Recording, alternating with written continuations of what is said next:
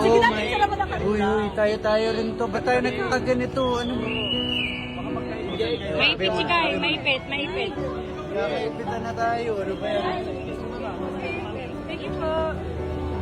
Ano nangyari sa atin, guys? Ano to? Uyuy. Usok. Usap na. Sige Oh natin, my- salamat ang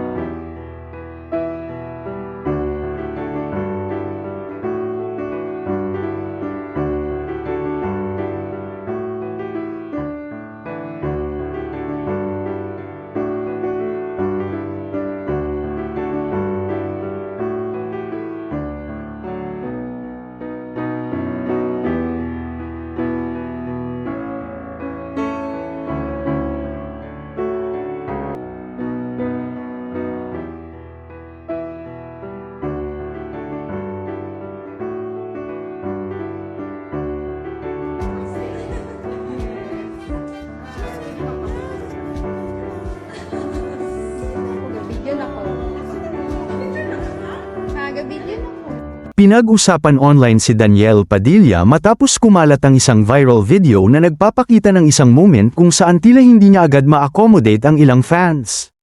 Dahil dito, may ilan na nagsabing parang hindi naging accommodating ang aktor, pero may ibang detalye sa sitwasyon na dapat ding maintindihan. Sa likod pala ng naging eksena, hindi lang tungkol sa pakikipag-interact sa fans ang iniisip ni Daniel.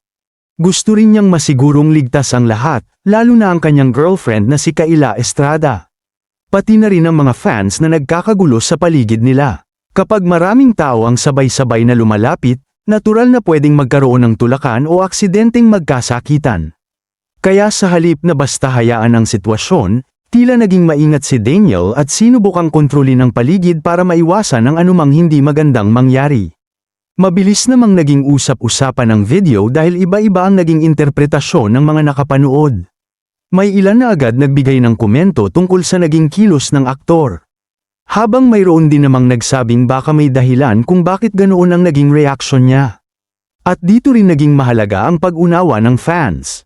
Nagpasalamat si Kayla Estrada sa mga supporters na nakaintindi sa sitwasyon. Sa halip na palakihin ang isyu, mas pinili niyang pahalagahan ang mga taong nagbigay ng respeto at pag-unawa sa kanilang situation.